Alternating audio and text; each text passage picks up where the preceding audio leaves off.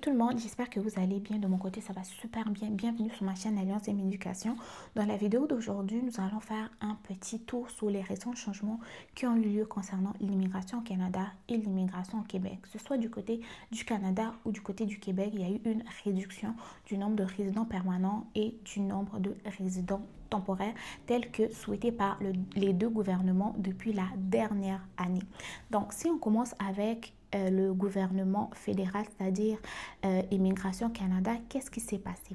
Donc, concernant les résidents temporaires, sachez que l'accent cette fois-ci a été mis sur pour les travailleurs étrangers. Donc, Ottawa compte recevoir 220 000 travailleurs étrangers de 2026 à 2028 contre 150 000 étudiants étrangers de 2026 à 2028. Donc, on voit que la priorité cette fois-ci est plus au niveau des travailleurs. Pour ce qui est maintenant du nombre de résidents permanents, cette fois-ci, Ottawa a décidé de mettre l'accent sur l'immigration économique. Donc, quand on regarde le tableau ici, on voit qu'il va y avoir plus d'immigrants économiques que d'immigrants humanitaires ou immigrants qui viennent par les programmes de réunification familiale ou parrainage. Okay? Donc, vraiment, Ottawa veut miser plus sur l'immigration économique parce que même les résidents temporaires qui sont des travailleurs vont être nombreux que les étudiants. Donc, eux, ils viennent vraiment pour participer à l'économie. Et quand vous voyez aussi du côté de la résidence permanente, Ottawa veut accueillir plus d'immigrants économiques que les autres catégories d'immigrants permanents. Okay? Ça, ce qui concerne vraiment le fédéral, et on le sait que depuis la dernière année, le souhait était vraiment de diminuer le nombre de résidents temporaires et aussi diminuer un peu le nombre de résidents permanents qui rentrent au Canada.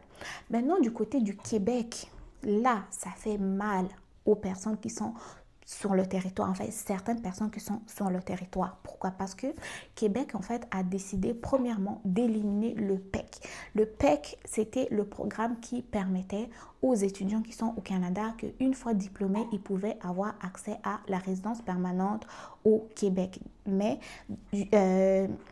à compter du 19 novembre, le PEC n'existe plus et on ne recevra plus de demandes de dossiers dans le cadre du PEC. Donc, le PEC, c'est terminé. Ensuite de ça, le seul moyen désormais de devenir résident permanent au Québec, ça va être le PSTQ. Donc, le PSTQ, c'est désormais le seul moyen de pouvoir obtenir la résidence permanente au Québec. Et pour les personnes qui sont étudiants ici, vous devez vraiment aller vous informer à savoir dans quelle catégorie du PEC est-ce que vous concordez, parce qu'il y a plusieurs volets dans le PEC, il y a plus de 4 volets. Vous devez regarder selon vos situations, vous remplissez quels critères dans le PEC. Toujours au niveau du Québec, le Québec aussi a décidé d'accueillir uniquement 45 000 résidents permanents chaque année, donc pour la planification 2026 à 2029. Donc d'ici les prochaines années, nous allons voir quelles vont être encore les nouvelles modifications. Est-ce qu'il va y avoir des changements ou pas de changements?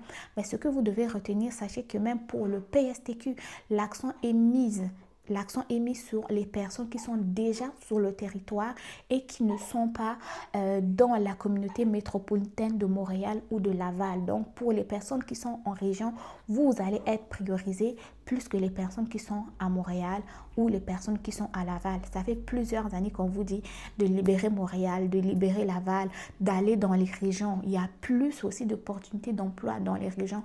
Montréal est saturé, autre, mais les personnes ne croyaient pas vraiment ce qu'on leur dit. Mais voilà que le gouvernement du Québec a décidé de mettre vraiment plus l'accent aux personnes qui sont dans les régions que les personnes qui sont à Montréal ou Laval. Donc, c'est ce que vous devez retenir en général des différents changements qui ont eu lieu. D'ici là, s'il y a des nouvelles informations, je vous les partagerai avec plaisir. Sinon, merci d'avoir regardé la